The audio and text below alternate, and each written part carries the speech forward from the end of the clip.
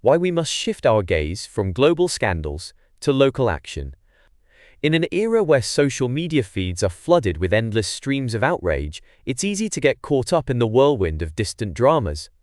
Take the Epstein files, for instance, a saga that has resurfaced time and again, pulling millions into heated debates about high-profile names, hidden truths, and systemic corruption. But let's pause for a moment and ask ourselves, how many of us are truly distracted by this? On platforms like X, formerly Twitter, Reddit, and Facebook, the chatter is relentless.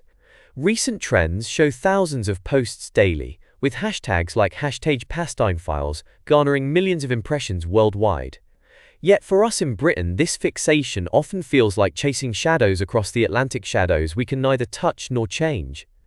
We know the score: allegations of powerful figures involved in heinous acts, promises of revelations that fizzle into redacted documents or sealed courtrooms. Nonsense at every level, as some bluntly put it, isn't news to anyone who's paid attention.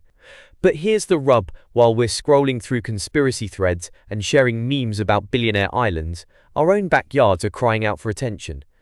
The real question isn't how many are distracted, though estimates from social analytics suggest it's in the tens of millions globally, with UK users heavily engaged. It's why we're letting it happen, and what we're missing out on by not redirecting that energy. Think about it. The Epstein case, like so many international scandals, is a masterclass in misdirection. Governments and media dangle these stories, knowing they'll captivate us. We rant, we retweet, we feel like we're part of something bigger.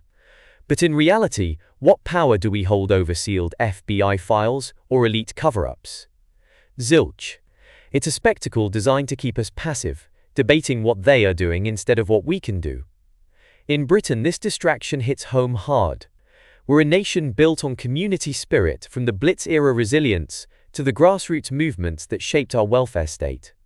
Yet today, we're more likely to argue online about American court documents than tackle the issues staring us in the face. Rising energy bills, crumbling public services, youth unemployment — these aren't abstract, they're in our towns and villages. And unlike the Epstein files, these are problems we can actually influence. Imagine if we channeled that social media fury into local action.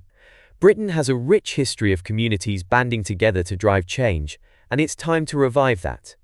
Here's why focusing on what we can control is not just practical, it's revolutionary. Read the full story on Britain Direct.